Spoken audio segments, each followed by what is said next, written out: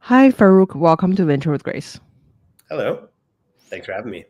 So to start with the show, I would love to, share, I would love to, for the audience to get to know you a little bit more. So your sister is a successful entrepreneur and you moved to Silicon Valley, had a great investor mentor from, I believe, Bob. Mary Meeker's fund. Yeah, yeah, yeah. Yeah. So let's say let's start with how did you get your way into Silicon Valley and what were some inspirations that you had early on in your career that kind of shaped you into starting your own fund? Yeah, sure.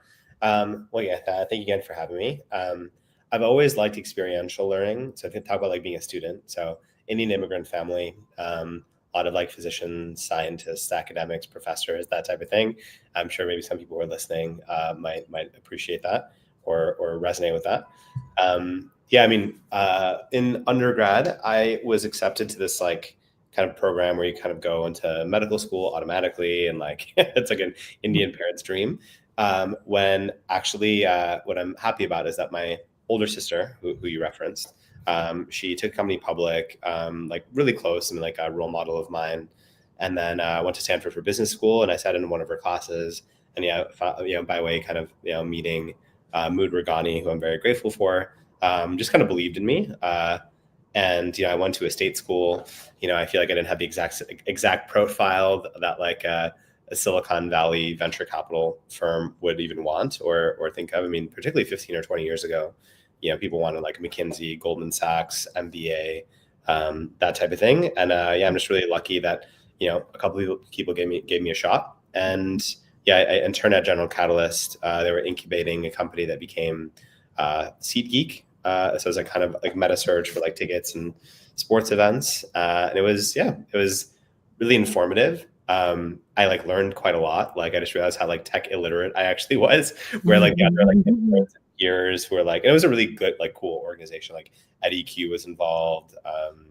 Obviously General Catalyst, really interesting team. I had learned so many things, but that experiential learning was very motivating and exciting and kind of stoked my natural competitiveness. And so I just learned how to work in Adobe, do some coding stuff, and then fast forward, finished graduation. I launched 2 nonprofits, and then just went for it, and basically went from intern to principal at different venture capital firms, and I'm lucky for those experiences. And then I launched Preface in 2015, technically as a kind of angel fund, or kind of a proof of concept fund, I guess people would say. So Preface 0, Preface 1, and then I launched first institutional fund, Preface 2, in 2020. Totally. Okay. So I wanna maybe go back to your early on angel investing, like you mentioned, portfolio building era. Mhm. So what were that era kind of look like? Was it the same philosophy that you're using right now selecting portfolio companies? Since maybe we can start with what you're investing, those experienced immigrant founders, and we can start from there, on what you're investing now and versus maybe back then. What were some kind of lessons that you've learned through angel investing that kind of shape you into having this sort of investment thesis? Sure. Yeah, it's actually interestingly, I was trained as a professional investor, and then also too I didn't have money, right? It takes time. Mhm. I'm not inheriting some fortune or anything, so it took some time to have that, and also have experience and everything to sort of get there. And then I launched that proof of concept fund, I guess an angel fund, as you would say. Mhm. Let's see. Of all the companies that I've invested in, and I saw you kind of capture some of the metrics. Mhm. Now it's actually at 100 companies. So 100 companies, 85 million deployed, 6 or so IPOs from the early stage, 9 M&A outcomes. Um, I think it was actually ahead of one of my former funds, fundraise. They actually wanted to aggregate everyone's sort of track records, and I put it all together, and I was oh, it's actually pretty good. This is uncommonly good. You look at, you grow up, you look at you read this Midas list, and you hear about all these people who speak on illustrious podcasts like yours and others, and then you're oh my god, you're you and that's them. And then I had this moment of okay, no more imposter syndrome. So what did I figure out, or what did I observe about my own kind of investment philosophy that kind of created Preface? You mentioned the immigrant piece. That is important. But the first filter, the most important filter, is Preface predominantly works with second or third time founders who have made some money, life-changing, and they had their exit and they want to go for a bigger swing in the same exact industry. Like kind of like, hey, like, it's almost like the athlete that left something on the field, after like kind of, hurting their shoulder or something. And they like, did their physical therapy and now like, okay, like I went through that exit. Maybe it was a good, not great. I raised some money.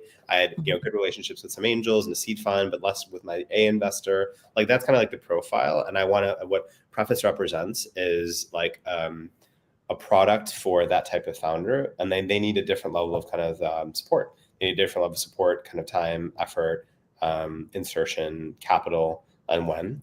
And so all the investments, like I shouldn't say all, like 90% of them, 90% of the investments I'd make, the founder profile was just like that. So they for sure were second or third time founders. They had an outcome and they want to go for a bigger swing after they built some proprietary technology or to build something kind of adjacent to the same category. They do often have like outsider backgrounds. And it's funny about the immigrant piece. I mean, I think people know the data, right? People know the data less about the second or third time founder, that they're like 3 to like 10 times more likely to build $1 billion company if they've had a success that's like modest and not like 12 billion, 15 billion kind of exit. On the immigrant side, that data is probably more well known. And I think what is useful to sort of think about and what I feel kind of an affinity towards is immigration is assimilation, right? So you're from the outside, you come to a new country, you like learn to do a different language, you like figure things out and you sort of make it work. That's like entrepreneurship. Because people talk about entrepreneurship or immigration. It's like, oh, immigrants will do well. It's because they're hungrier. Like I think I meet hungry Americans. Like I do. I meet hungry versions of lots of different types of people. But if you come to a new setting, you are assimilating, and again, entrepreneurship is assimilation. So anyway, to answer your question a little bit more succinctly and to sort of finish it off. Always learn to do that. And then fortunately, I worked at Mosaic Ventures, at DN Capital, particularly DN to like super high performing fund, and having exposure to some exceptional LPs at Mosaic, I get to like learn what is the right kind of portfolio construction quantitatively. Because venture is chaos, right? Like it's a really like, people don't really know what's going to happen, but what you do know is you have really strong educated guesses. You have a framework and you have kind of a philosophy. And if you have consistent behavior over a long period of time, the results in accumulation will be good. So 20 to 30 positions is key. In the first pilot fund, like I kind of didn't have as much sort of juice, I should say, for reserves. So I think we did a reserve in Truebill, which exited for 1.3 billion. That was great. We did reserves in for Ambient.ai, which is performing pretty well. But the dream, like most seed funds, it's 20 to 30 positions, and it's like 70-30, and that 30% is oriented towards like the 6 or 8 positions that are really performing quite well, and then you keep your blended entry cost to a certain metric, and then there's all these sort of best practices and rules.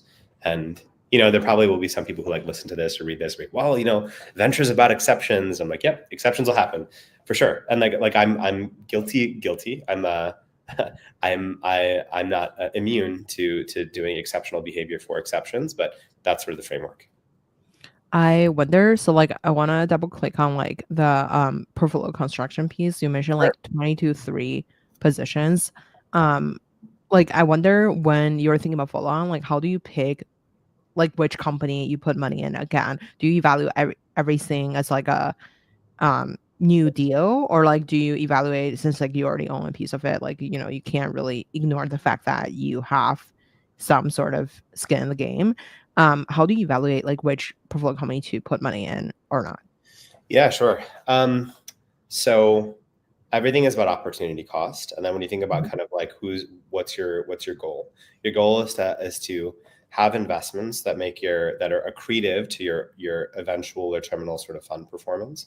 And so if you believe that a follow-on, so like if you're an investor in a company, the one thing that's like both seductive but also really interesting is that you have information rights or access, right? Like you know more about this position. It's like you've been dating for a while, so you're more likely to like make a better decision on getting married.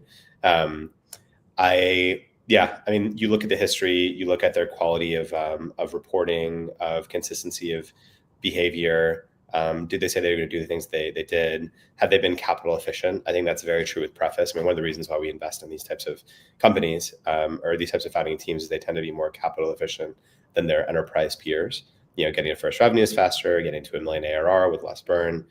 But yeah, I would say, you know, valuations are a really important kind of filter. I mean, because you might actually have a really high performing company that's doing amazing, but maybe you have a follow-on investor that have priced it at a super high price at like maybe a Series A at 150 or 200 or 250, and then the decision point that I think about is also the blended entry cost, right? So like, you know, let's say it was you, Grace, and you had this company, and I gave you $1 million at 10 million or 1 at 12 or something. And then you do amazingly well, and I'm so happy for you, and I'm happy for me too. But then you know, let's say Lightspeed comes in and gives you 50 million at 200, and like it's a 100x revenue multiplier. That's hard to justify, considering kind of like what exit values actually sort of end up being. And you know, that is an asset that we can give to limited partners of ours. Yeah, it's for sure art and science. I think like entry picking at the very beginning is very much like kind of science in some ways, even though it might not feel that way. I think for follow-on investing, particularly considering the comment you made about like, hey, you're in it, you have to be supportive. That is a weight on the shoulders of lead investors specifically, because that has, you know, implications to signaling and like, okay, why isn't, you know, Preface is a good fund, like how come Preface isn't doing a follow-on? Like that's weird. Yes, so there's a little bit of that, and that's not talked about very much. But I think you can have a bit more of art and science around the second piece. When it comes to like recommending your portfolio company to other investors, like I guess like do you use, when you're like doing diligence, do you use like other like follow on round of funds to do diligence? So for example, let's say you've done diligence from your portfolio company, and then when you're, let's say before you invest, like do you talk to, call it like the tier one firms late, like who is like maybe will invest in them later on to get like a vibe check, or do you kind of just invest and then see you know, if the company will perform to a level that like people Short answer is hell no. Like absolutely, like yeah, like for sure not. Because also if you, it's an interesting input, and then and like without a doubt we go and we show our portfolio companies to downstream investors after we make the decision, because those are really important inputs. What do they want to see and everything. But in some ways, if we did that, then we would probably be like kind of what's the word? We would be like outsourcing that decision to a later stage firm that isn't as appropriately suited to do like a seed, to underwrite seed risk. Here's what we do though. I've long believed, and this is just true in general, people talk about like venture capital partnerships. It's like, oh, you know, like I'm happy my partners are there to like give me feedback and everything. The very first thing that people do when like when a company is like in the investment committee or like has this pitch, they'll open up their laptops and they'll go on LinkedIn. They're like, okay, who do we know that can help us diligence this? The answer, at least the answer or one of the answers, or at least one of the major inputs, it's outside of the firm. So we certainly, without a doubt, Grace, like we'll go and we'll go to customers first. We'll go to customers. That is way more juicy and interesting. And also too, customers are way more dissimilar to one another than venture capitalists are. I feel like I can meet a venture capitalist in the street and I could like within 30 seconds tell them like where, like what they kind of read, where they're from, like, you know, what kind of founders they invest in, like are they going to be brazen, or like they're just such more and more similar. But like you take like, you know, the CIO of Delta Airlines and the CIO of like Capital One, like they got some differences, and it's awesome. And that's how you kind of create a mosaic of truth. And the whole point is to create the mosaic of truth, or closest to truth, to underwrite that decision. It's a good question. And look, I don't want to throw shade on people. Like I imagine that is like there's a type of venture capitalist that I know or that exists in this world where they're like, I don't know, kind of more like hype oriented, or like and them securing downstream capital or kind of marketing these positions to people. It is important. Like like I actually like we do that too, but not really like for the underwriting of the decision, but pretty soon afterwards.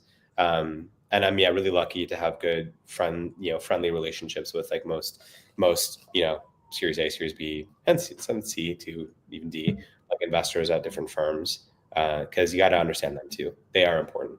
Without them, you have to get to profitability a lot faster. you know.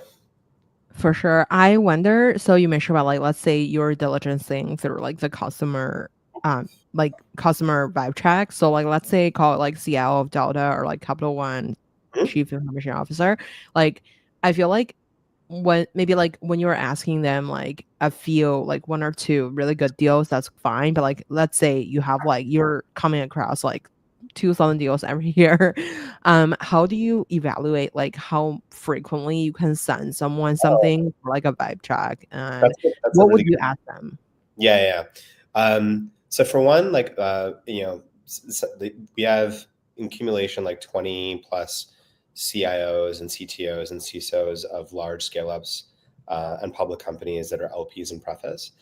And the thing is, like in life in general, the hope is to like have a good relationship with someone and like understand them and try to help first. That's a good thing about Mhm. the Silicon Valley that I'm so happy I like learned, is just like help first, big pie, big mentality that doesn't exist in a lot of other parts of the world kind of culturally, and it does in the Silicon Valley. And so I actually talk to these folks quarterly, sometimes every 4 months, and I'll just ask them like, yeah, what are your problems? Like what are you dealing with? Like, and then I'll recommend them products that I know other groups or organizations, public, private, or teams, or even in like individuals who I think are really bright, and just put them in touch.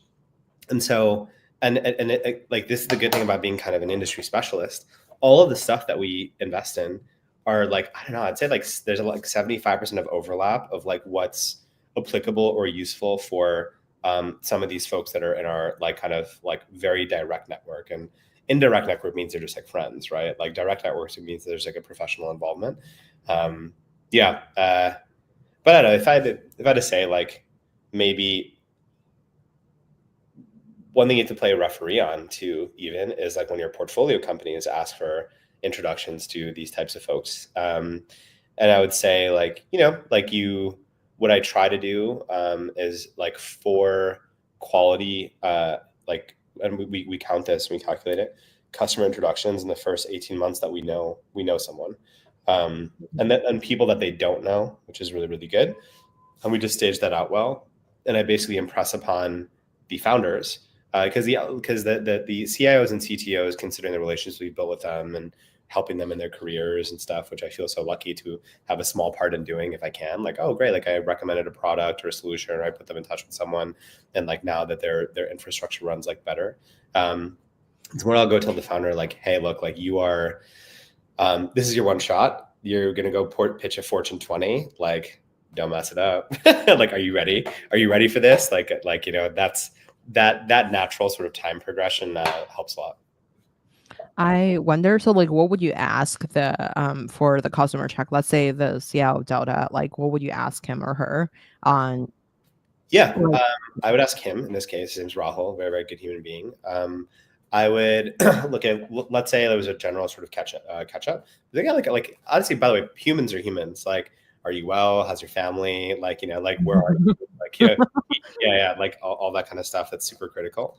But then I probably would like pose a topic. Like, let's say if it's not even about a specific company, but let's say in the past like 3 months, a bunch of companies have sort of like come up. So let's say like I don't, tons of businesses have come up on like AI security gateway. Like, oh, everyone's going to use ChatGPT or Claude or Anthropic, whatever, or Gemini, and like, we need to get this in order. And every founder is convincing me or trying to convince me that like this is the biggest hair on fire problem in the world, right? Then you go and talk to like you just go ask very like elegantly, like, hey, like, what is your guys' like, how are you doing? How are you like testing AI products, or have you actually deployed anything? And like the answer very often is like not. And I'm like, okay, like, tell me why. Like, oh, well, security and risk and procurement, we're doing some on-premise stuff, we're doing some experiments.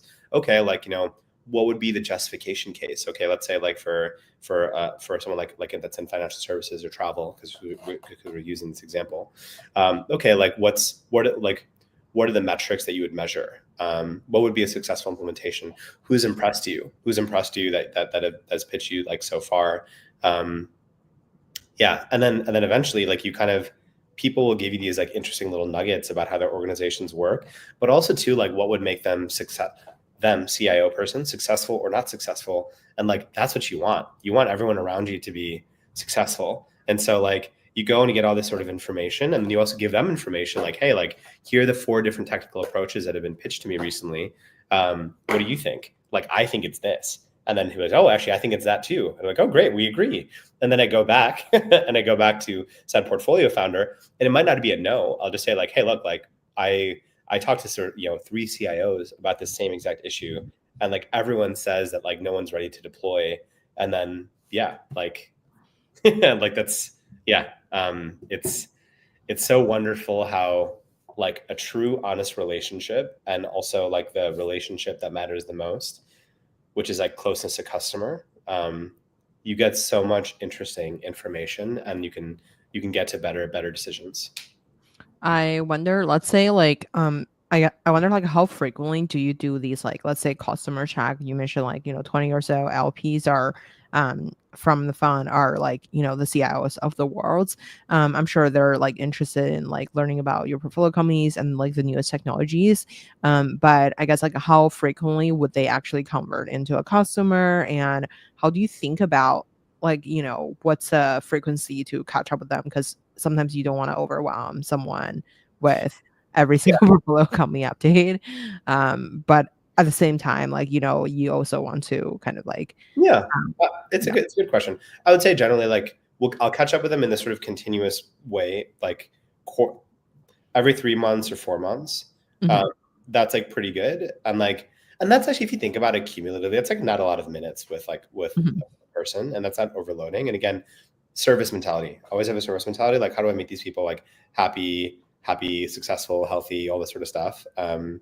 That's usually like the right frequency. And um, I think the maybe most important part of it though is like off cycle. So like, if I go text someone like, hey, look, there's this really amazing founder, I'm like super excited and I want to invest in him or her or them, and like, could you please speak to them like in the next like 4 days?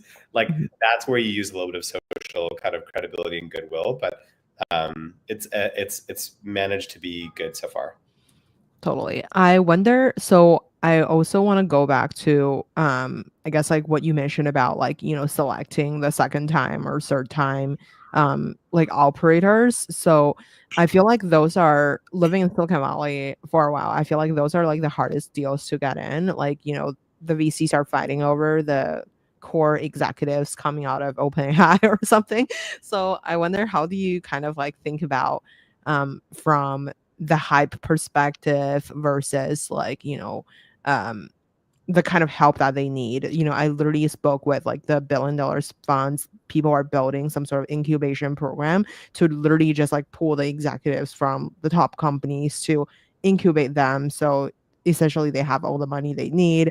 And how do you think about, as an emerging manager, to like kind of like make people pick you? Yeah. Obviously you've done successfully, so just want Thank to you. put it Like, out. work in progress always. So like, I would say generally second or third time founders would not take the dilution. That they wouldn't take the dilution for an incubation most of the time. Mhm, There's mhm, some people who have done this really well. Like, I'm a big fan of Equal Ventures. I think they've done versions of this like really well. But most time with second time or third time founders, they just won't do it. mhm, Okay, so I'll give you to your question. I'll give you an example of one that will kind of happen where we'll just say no, mhm, right? So if someone goes, let's say they do a seed round from first round, and then they do a RF from Lightspeed does their Series A, Series B, Series C, and then fast forward, the company goes public and like exits for $11 billion. That person, he, she, or they will go back to probably their Lightspeed person, RF in this case, and say like, hey, like, give me 30 million to start. And they'll probably say yes, like, of course, like, we'll figure this out. Let's do it again. That's not a seed investment. Like, you know, like it just isn't. So specifically with our type of sort of founder profiles, like the folks that tend to want to build in the same category, oftentimes they have liquidity themselves. So it's not like they actually want venture capital so much, and I think they know they need it at some point, but they have the opportunity to bootstrap it for a while. Why like Preface sort of deserves or earns the right to sort of be there is that like being really like industry specific, being kind of close to customer, and also being close into a venture ecosystem that may have changed rapidly or sorry, like drastically since that person was last around. So let's say, Grace, it was you, and like you sold the company in 2018 or 2022, or no, yeah, even 2021. Let's say that. So come in 2021, and like you're at this acquiring organization for a while. Maybe like your former seed investor is like retired. Like maybe like you actually like didn't have that good of a relationship with your seed investor, Series A investor. And you're like, you know what, like screw these people. I want to do this like a little bit different. Like that's the we want to provide and offer a better type of product because what was the product for you before first time founder didn't work for you. Now you're a second time founder. We're going to do something a little bit different. To quantify it, and it's kind of funny to say on LinkedIn. Hopefully this doesn't sound like so braggy or whatever, but we have a 90% win ratio for when we want to do an investment. Can't win them all, you know, like maybe you shouldn't win them all. But 90% is a really good hit rate. I credit to just our level of specificity. Like we say no to 1,000 things to say yes to like one thing. For sure. What would be on your checklist to see if something makes sense? Thank you for moving away because I was like, is there like a light thing going on? I was literally moving my laptop to see if it's starting like a dance rave here, you know. That's oh yeah. Anyway, so yeah.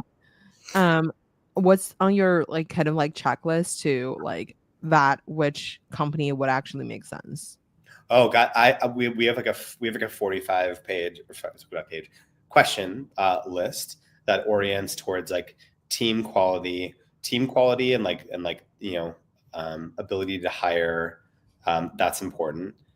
Second is around like market conditions, which I think actually a lot of early and seed investors, angel investors, like I don't know, I've know a ton of these types of seed investors, angels, and I love many of them. I should say that's a lie. I love some of them.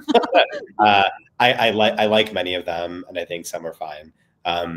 So few people do comps analysis at the seed stage. Like for those who like write a memo or do a memo, like do people even do a comps analysis? Like okay, like enterprise value to revenue, what private company has been funded, what was their revenue multiple for those fundings, what do companies sort of exit at? Like that's really important.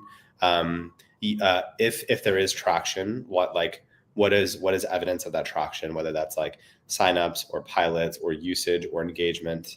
That's for sure critical. And then from a technical perspective, like is it a novel technical approach? Like is it a novel technical approach? Like is it something a bit different where, you know, to a customer like, oh, like this is actually a different way versus like a plus, like, you know, something that's quite similar from before, just like a little bit different. And I think the longer that I invest in this industry, the more that I go even further on that, like that like this is like a real technical shift or technical change of what's been done before and was like seemingly impossible. That enables a portfolio company or founder to have like pricing power. They can offer things 4 times cheaper at like 10x or 5x the performance. Like that's what makes people justify switching costs within large enterprises, particularly the kind of like the average contract value of Preface portfolio companies' customers across the whole portfolio is 80 grand.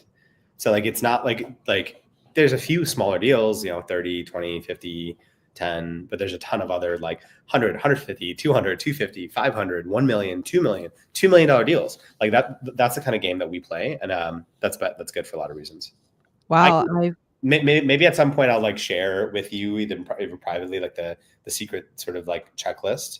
It's not really like, you know, yeah, it's just good to force a framework and reflection when you're excited about something. Because I'm sure you felt this too, Grace. Have you ever felt when you talk to a founder, like in the first 45 minutes, you're like, oh my God, I want to invest. Like this person, I have to be in business with them. So the worst case is like I feel like that a lot. So that's like a major problem Yeah. here. Um, um yeah, I like, and in doing so, that's why it's so important to cultivate and generate that sort of like third party or outside of your firm like feedback. That's why it's so important to like look at that checklist, be like, oh, like, actually, like, is that really what it is? So yeah. I wonder, so like I really like what you said about like average contract value. So like last time I learned something new was like people were saying like how fast company grew. Like there was like different benchmark on like how much or like the how much, people study like the LinkedIn employee size. But I feel like average contract value is very important. But the other problem is like the frequency of how they're getting the customers is like, yeah, your average contract value is like 100K, 200K, or like 2 million, but it's like you only have two clients, which is like the Department of Defense or like some other That's really always, major things. when a portfolio company or when a prospective startup comes to me and says like we have a big contract and it's the government, I'm like, oof, it's a hard one. Okay, so how do you? Yeah, I guess it is a question you're asking like when there's little. Yeah, small amount of customer that can actually pay that price. Do you value like let's say like the high frequency small contract versus like the big contract, but like only like let's say they're selling to hedge funds or like they're selling to like Yeah, I don't know, like so some like small set of customers. I would say I would value like 2 to 4, 5 to 6 figure customers that is maybe even like infrequent, like they haven't had consistent sort of growth, more than like a bunch of small little piddly like 2K, 5K deals that are growing, 5 to 10% month over month. And actually, and what's funny is like I'd say like a classic like venture investor might want this sort of de-risk traction, like, oh, cool, like, this is going to be good. Like I'm going to give them $1 million, and then they'll get to hopefully a million of ARR, and then I can get them a Series A done. That's not the goal. That's not like the outcome. And in fact, actually, like it was an analysis done by Redpoint where like they looked back at like what are the most successful metrics to predict a Series A, what has the highest correlation or R squared, and growth was the third. The first was revenue retention. So like, were you able to actually increase your contract size? And by the way, that happens. So if you look at it, like there's all these like wonderful benchmarking reports. We actually contributed to one by Emergence Capital. Joe Floyd is a good friend and a really talented investor. And maybe one day you can have him on your podcast too. At Emergence, they looked at like what is growth, unit economics, churn, like based on and revenue retention based on the ACV band. And the most juicy, best part of it all was basically like 6-figure plus. Interestingly, like the middle ground, the 30 to 50K deals were like less interesting. But yeah, so net revenue retention was a really important one. Month over month growth, I think, was number 3, or maybe it was 2. But actually, the actual ARR in itself at the seed stage wasn't really, or seed to go into A, it wasn't really like dictatorial. Like it just didn't really matter that much. Because the one, maybe to wrap this topic, like the one thing that I think venture capital, like VCs are the most optimistic people. Like I like we're paid to be optimists, right? We're paid to have like big eyes and stuff, whatever. But like if you're able to get a handful of customers at large size and you're a startup, and they're of different industries and they're big kind of contract values, there is enough TAM. There is enough market there for you to like grow into something really, really significant and quite big. Versus in the example you described, maybe it's some like vertical SaaS company that has some like niche, like, I don't know, like we sell document processing to like firefighters in the West Coast or something like, that's a much more narrow TAM. And we're not investing for short-term wins. We're investing for long-term gains. Wow, Long-term, I love that. long-term capital gains. Yeah. Or yeah. I'm taking notes. I wonder when you're thinking about like building up your own fund. So you just mentioned a bunch of benchmarks on like evaluating the customer and then evaluating the founder. So in terms of like being a emerging VC yourself, how do you think about like from fund one to fund three? What are like the different benchmarks that you have to hit for each fund to, you know, stay alive or like making like just Oh, raising bigger funds and stuff like that? okay. Well, I mean, so raising bigger funds isn't always the goal at the end, but they did grow from fund one to fund two to fund three. I think the most important thing is to have consistent behavior, right? So like show kind of consistency of behavior and like somewhat of a repeatable process. That's not as like, you know, and like to some degree, I mean, some people in this world, they're like, okay, I was a crypto investor, now I'm in AI, I did some biotech Mhm. stuff. I do also actually, I'll even say deep tech people are kind of like this. There's some deep tech investors who are epic and A plus that are like true geniuses. Like but there's so many that are just like that just like chase The whatever. trend, yeah. Yeah, chase the trend. I would say the founders perform really well. Like, you know, I've seen some really great founders jumping from crypto to AI and then making like a big exit or like not exit, but like at least like raising big rounds. Yeah, okay, the exit's the most important thing. Yeah, it's funny. Like I like I would much rather like I'd much rather bet on Michael Jordan playing for the Chicago Bulls than like him playing baseball, which like didn't work out. Right, right. Yeah. Okay, so what was the important things to sort of demonstrate in the long term? What's important to demonstrate for Preface is that we like pre-Preface, I was like leading institutional seed rounds and Series A rounds at like bigger firms, not multi-stage firms, but like seed and Series A firms. Mhm. I wanted to be able to, with the new brand and with this like kind of enhanced focus, I would say that was built on what I've always done, to eventually lead rounds. And so Fund One, we led rounds 0% of the time. Fund two, we led rounds 30% of the time. Fund three, we led rounds 90% of the time. And fund four, the hope is to 95% of the time, but even with more ownership. So with a Mhm. larger sort of fund size, you know, in the future, we'll be able to just get more ownership, which makes the fund math even more juicy. But also Mhm. it makes the product really, really compelling for founders, right? So like there's more reserves for them. They can count on like one partner to like do a lot more of the round, which is great. It's what founders want to. Mm. I wonder when it comes to like, you know, actually the day to day, how much of your time are spending on like actual investing and then how much of your time are like you know, all these operational stuff like, you know, writing LP memos or like how do you like Yeah. usually spend your time day to day?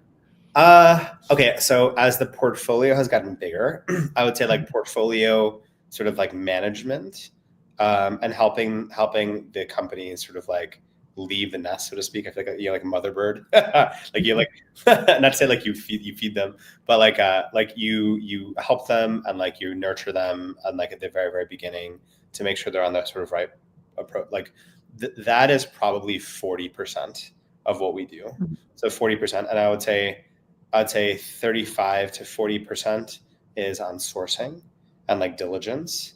And then the remaining part is sort of like kind of internal stuff. I'd say like LP management, nurturing employees, like training people. Yeah, like that's the key. At the very beginning, it was like a lot of fundraising, right? It was a ton of fundraising. Then that kind of switched to sourcing more, and then now the kind of like normal steady state is like yeah, like a you know, like you know, 30 to 40% being on kind of sourcing and portfolio. Where so like since like you're doing the second time, third time founders, where do you source? Is that just on LinkedIn or like you subscribe to? Let's say you have like some sort of tracker that like just like, hey, TechCrunch just announced blah blah blah, just had an exit to, you know, Worko or something, and then you're like, Yeah. let me DM like the Um, first pa- 10 pa- people there. Part of it is there's a big population of founders who I've backed that have exited, and they have like founders and those founders or their founding engineers like will come to Preface. So that's like one layer, and I would say like that's been quite a stark kind of, it's funny. Like I think this is a little bit of the immigrant mentality a little bit too. Like, oh my God, I know where my next meal is coming from. I have to like email, hunt, like email people. Interestingly, like now we're seeing more and more folks, they're sort of like coming to us, which I'll never like rest in those laurels at all. But it's not surprising in some ways because like, they're part of your extended family. We do have an algorithmic sourcing engine called Klarman, which is an ode to Seth Klarman, who wrote the book Margin of Safety. We like that probably sources a third to half of our portfolio, and that encapsulates data from lots of sources. LinkedIn is obviously a very rich source. Crunchbase, PitchBook, AngelList, like deal sort of roundup, exits, newsletters, because we're looking for a very specific type of founder profile that has a statistical likelihood and a predisposition to be better. Like no one's a sure thing, but there are surer things. I wonder, so like in terms of like, fundraising to like, writing these, like basically doing all the back end work, do you outsource, or like how do you think about, how often do you have to update the LPs, and like when you're writing these things, like how do you track each portfolio's like performance? Do you like ask people to submit within your internal system, or like do you have to just like manually extract from emails? Good question. So we do catch ups for the first like 12 to maybe 16 months that we work with a portfolio company. We talk to them every 4 to 8 weeks for like 20 minutes. It's like, hey, are you alive? How are you doing? That kind of thing. But also like big important kind of crucible moments that gets transcribed into like kind of a video sort of transcription tool.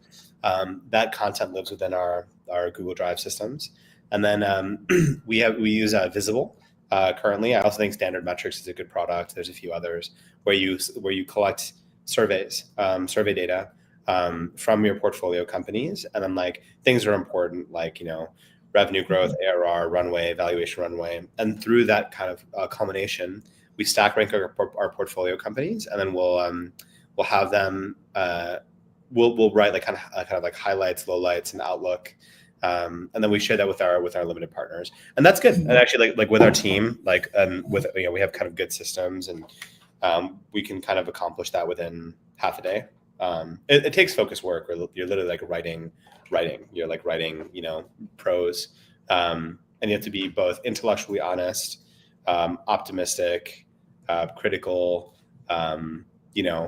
accurate, highly accurate, totally accurate, because you're sending this out to limited partners. Like it takes work, but the system works. I think our limited partners really like what we do.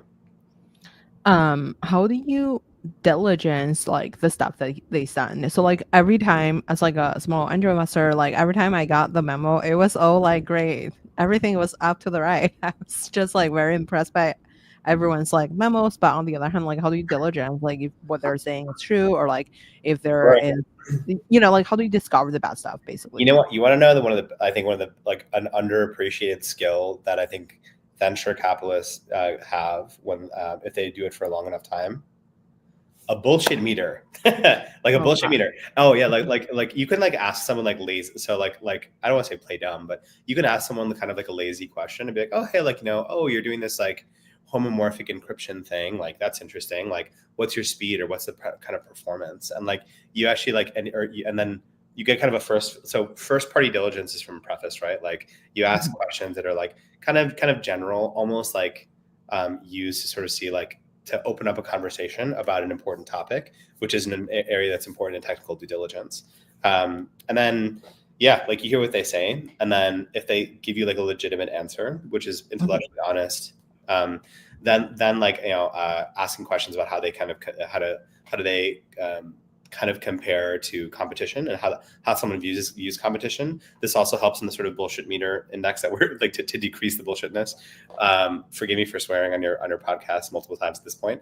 Then after you do that, you basically get to a point where like, okay, like this is serious, and it's crossed like my filter.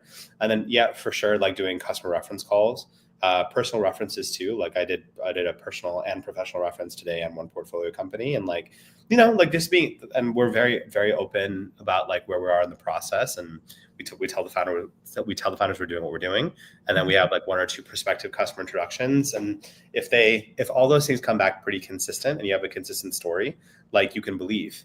But in the end, I mean, like again, you're building the best mosaic possible of what truth is. You know, there's always more things to uncover. There's always more things to sort of see, like, you know, could we technically do like a code review and stuff, or, you know, at our stage, it's like not much has been written anyway, most of the time. Like get to the most efficient way of diligencing, like the most important things, and then like trust that things will work out. And then once you're in the camp, you know, put your head through a wall to make it so. For sure. I want to maybe like dive into the investing side of things. So since you invest in a lot of company in the dev tool space, security space, why don't we talk about, you know, what are some interesting trends that you're seeing these days? And in the era of AI, what are things that you feel like are overhyped or underhyped? Oof, overhyped. Gosh, there are so many like LLM wrapper companies that don't have like true intellectual property on like their kind of areas and sort of foundation. You know, foundational models. This is probably not a nuanced thing. I'm sure other people have said this in your podcast. Like it doesn't economically make sense for for a small seed fund to invest in these types of things. I think there's a lot of within the engineering workflow. There's a lot of like from not just on code generation, which like, you know, like GitHub Copilot and I think Codium and a few others are doing pretty well, but like Copilot's like huge. It's like bigger than all these other ones. There are other areas of the code development process and review, like, yeah, just code reviews, pull requests, like quantifying, testing, app testing, simulations, like things that were tried that have always been worked on before. Like there have been app testing companies, there have been QA companies, there have been like all these areas of the software development lifecycle. But now you actually can suck up so much more information. And also too, you can even suck up information to make it organized, right? Like think about all the like rich and interesting information that's come from like PagerDuty, from like incident like alerts and response. And then you actually can have like a computer or an agent watching you like resolve it and to give you results and sort of and also be able to give you better results as a result of their knowledge set and data set. There's a real revival, but it's a revival of like, oh hey, like, you know, this is why there's an evolution of software pricing to sort of agent-based pricing and kind of resolutions. Like software is going to eat labor. Like it's really going to eat labor. Like I know like Sam Altman has talked about like the $1 billion, you know, one person $1 billion company. Like that is a lot more real than it ever has been. And so the tools that can in the sort of application build production secure stack, that's where we're looking like a lot for, and particularly where there's a lot of bodies like SRE testing, things get outsourced as well. But I also don't want to forget to highlight, we do invest in like the software development lifecycle, but like 40% of what we do is like AI first, fintech, and healthcare. And so there's a ton of interesting stuff there right now on the enterprise side. Healthcare, without a doubt, like so much more that like one can do. Some of the fastest growing companies within this like LLM generation, they're scribe businesses. Do you know what I mean? Do you know what I mean by scribe? Like a doctor comes to see you. Oh yeah. So like the listening, like the transcription. Oh yeah, and look, yeah, like a bridge, basically. Exactly, just like a bridge. And there's a few other like, you know, there's Ambience, there's a Casa, there's like a bunch of others that are doing this. These are companies that are growing crazy fast, like $1 to $20 million of revenue in like 1 year, because like there's automation of labor and work, and like there's a reason for that to exist, but there's domain specific knowledge that is required and a review process. So that's the most juicy, interesting stuff, and I'm you know, hoping that some, if not many, of the Preface portfolio companies see a similar trajectory. What are some, like, so you mentioned about like, you know, there's a lot of like scribed kind of company, what are some other trends that you're seeing? And then can you describe what is like the software engineer like workflow back then versus like now? When the $1 billion company exists, what is their kind of workflow will be looking like? Ooh, what's their first workflow? Man, it's a bunch of agentic, like it's orchestration. It's like beautiful orchestration. So what was done before, daily stand-ups, people checking in, reviews, that type of thing. A lot of that is done with reasoning, and then you're basically like, there is a manager, but like the Mhm. person is the manager. The person's a manager, and they're employing all these agents to do a bunch of work for them. Where Mhm. like the only like kind of coding they're really doing is like the coding to tell the agents to do the coding. Um, that's that's kind of what I see happening like long term. And of course, like it'll take some time. It'll take like a lot of time, and there's so many problems to sort of like figure out even from there too, like security, where the kind of code is coming from, where does the code actually go, like get like, is it secure in its nature, like does it get copied and pasted in sort of different places. But no, it's an incredibly exciting time. Right now, like an area that we're looking at quite a lot is just like the integration world. um, like integration and APIs that are like bidirectional, sync, secure, touches the right systems, also integrates people's identities to them, so only people who can have access to the API kind of outputs have the appropriate sort of policy and rules to access those things.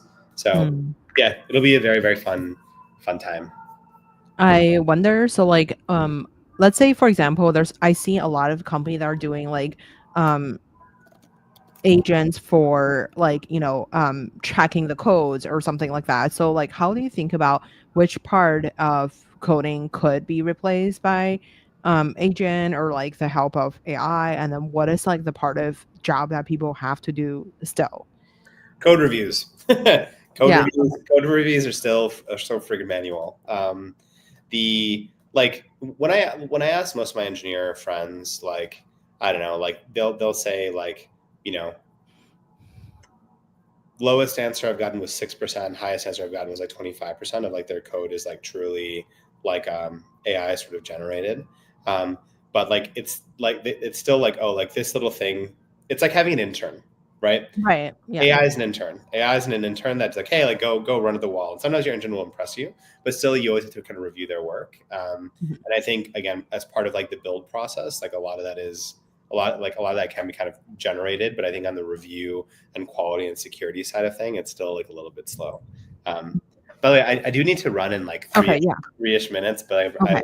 yes, I don't know. Let's wrap up. Okay. Let's wrap up with like a quick 1 minute fire round. Okay. What's Maybe. your favorite book? Oh, The Art of Learning. Oh, The Art of Learning is so good. And sorry, the author, I'm forgetting. Um, Joshua Waltzkin. It's basically about this guy who is he was a like junior sort of chess champion, like and then he became like a Tai Chi champion, and then he's like doing more and more like really impressive things at quite a young age. And it's the closest thing I've sort of felt is like what is like the mind of like a warrior, and like the commonalities between between those things. Yeah. Wow. Deep. Who made the biggest impact in your career? Oof, gosh, my career. Yeah, I would say I have to kind of struggle with, but my parents for sure. Well, yeah, I would say like brother, sister, and then mood. Brother for actually saying that, hey, I should like go and like launch a fund on my own, and like you should Mhm. believe in yourself. And I just didn't think that was even a possibility. Sister for like exposing me. See, he said one person. Sister who exposed me to to venture capital entrepreneurship and like open up her network. And then mood for actually like taking a shot on like some college kid who like I don't know, like I wasn't that well put together then. I don't know if I'm well put together now. I think I'm more now than before. But no, like that's what like this is so important to do, and I always try to pay it forward because you'll meet people. Like give people a shot, and like give them range to try new things, and they could surprise you. um, where can we find? Well, sorry, who would you invite to your dinner party? Oh my god, I would definitely be like a musical artist for sure. I would like probably Kendrick Lamar. I feel like he's Oh wow. interesting these days. Yeah, Dr. Dre. I'm a big hip hop fan, and so like, yeah, it would be a little bit of that. I think I like sports so much. Yeah, I don't know. Maybe like Malala Yousafzai. That'd be really interesting. I think she's wonderful, like a wonderful person and super impressive. But yeah, sorry for giving you multiple answers to your to your singular questions. Where can we find you outside of work?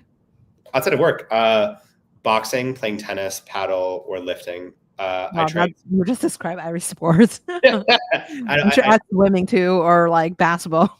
But I train 6 days a week. Definitely like to eat a lot of food. I think that's probably why I need to train 6 days a week.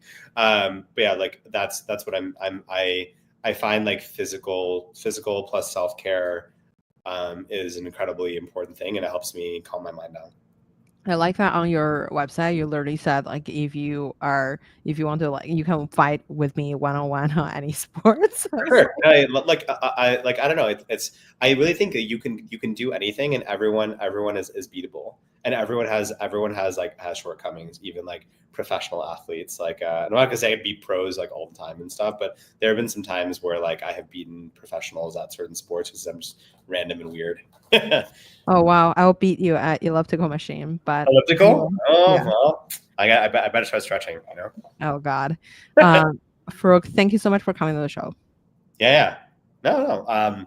Thank you so much. This was awesome. I appreciate it. And yeah, like, and again, for your audience and people, again, second time founders, third time founders, people who are like, who just like enterprise, who like Which is honesty. my enterprise. Yeah, yeah, Wow.